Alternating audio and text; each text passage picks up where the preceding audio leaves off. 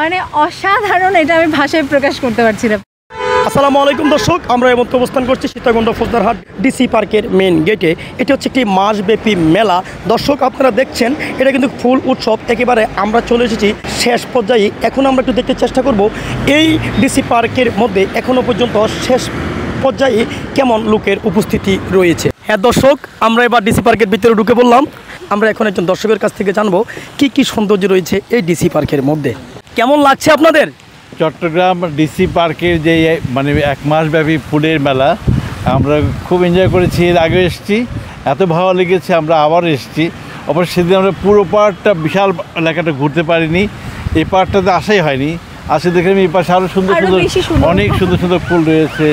আরও যে আমাদের মানে যে আমাদের পানির ঝর্ণা রয়েছে। আচ্ছা স্যার, অনেক সুন্দর কথা বললেন। স্যার বললেন ওনারা এর আগেও এসেছিলেন। আচ্ছা স্যার, আমরা যে দেখছি এই আপনারা যে আগে আসছেন এখনও আসছেন, এর মধ্যে তফাৎ কি আছে?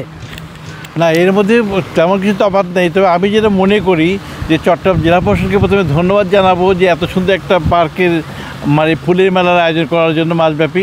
তা আমি অনেক সুন্দর সেই সঙ্গে আমরা সাজেশন দিতে চাই যে এখানে যেন মানে বছরের প্রতিটা মাসে আমাদের এসে বিভিন্ন ফুল, যেন এই বিশাল যে অঙ্গন, একটা অঙ্গনে শুধুমাত্র পলাশ ফুল রাখলো, একটা শুধুমাত্র রঙ্গন ফুল, একটা শুধুমাত্র সোনালু, এক পাশে কৃষ্ণচূড়া, জারুল, অনেক সুন্দর। দর্শক অনেক সুন্দর কথা বললেন আমার স্যার। আমরা একটু ম্যামের সাথে কথা বলবো। আসসালামু আলাইকুম, ভালো আছেন? ওয়ালাইকুম আসসালাম, ভীষণই ভালো আছি। কেমন লাগছে আপনাদের?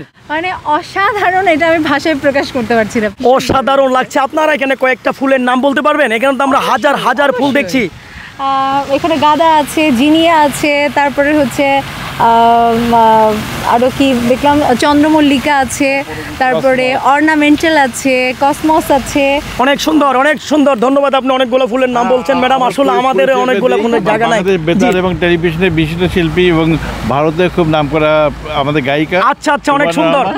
আমাদের সৌভাগ্য, আমরা একজন শিল্পীর সাথে পরিচিত হয়ে গেলাম। আমরা কি আপনার নামটা জানতে পারি? অবশ্যই, সুবর্ণা রহমান।